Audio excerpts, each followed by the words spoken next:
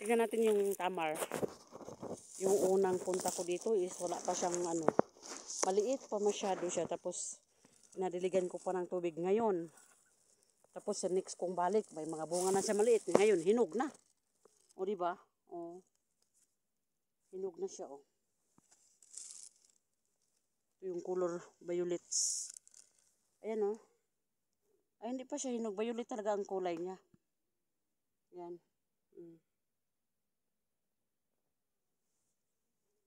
Hindi siya mahaba.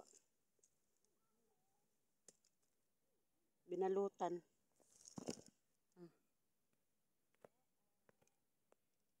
Magsi 7 years na.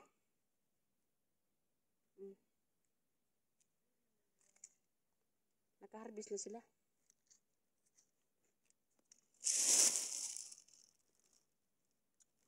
Tignan natin sa kabila. Ano yun? Yellow. Ito violet. Ito yung kulay. Dami. May video ako dito na nagdidilig dito ng mga ano, taniman nila. Ngayon, hinog na. May ebidensya na. Pero hindi siya marami ha.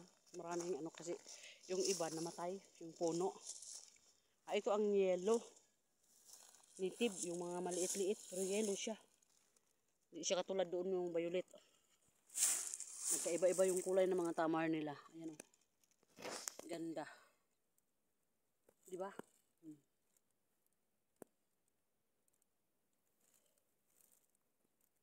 Ayan. Punta tayo doon sa kabila na naman.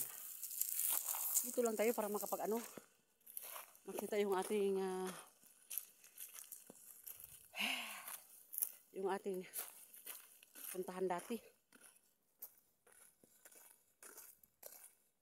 2 buwan kami na nakapunta dito, isa.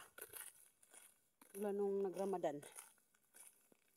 Ito yung video ko na nakita na nag-isa. Ayan o. Yellow, ito yung yellow. May hinog na siya.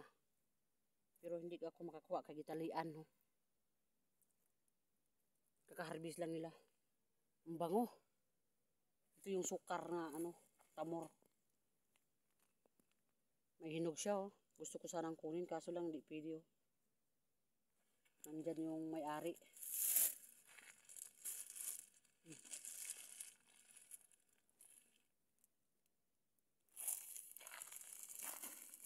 Pag mahinog na masyado lahat to, harbison man na.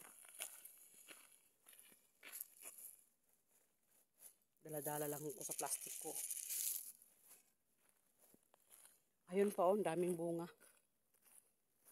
Mula talaga yung mukha ko probiyag.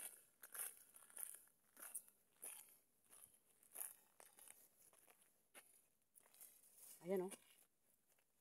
Iba din ito na variety. Iba din ito na variety.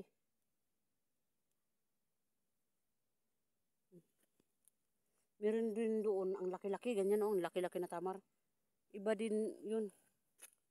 1, 1, 2, 3, 4, 5, 6, 7. 7 na ano? 7 katandan, 7 ka puno, yung ganito oh.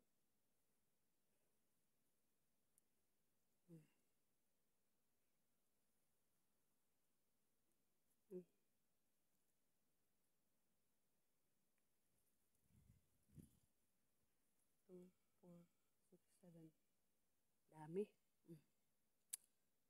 Meron pa doon. Doon no, ang laki-laki yan doon no. Malaki. Malaki yung kanyang seeds ba.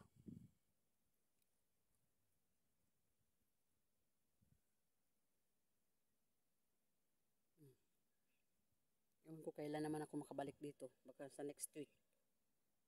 Pag mag-harvest na ito, dito naman ako babalik.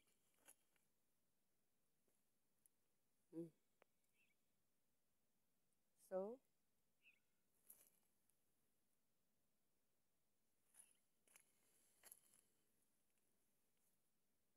ayan. Yung mapdi na yung mukha ko. So, gabi na eh. Mag-alas 7 na pero ano pa rin, parang alas 5 ng hapon. Kasi tig-init ngayon eh.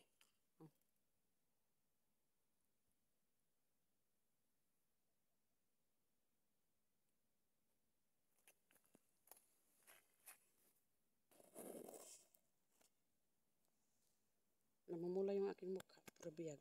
Bye!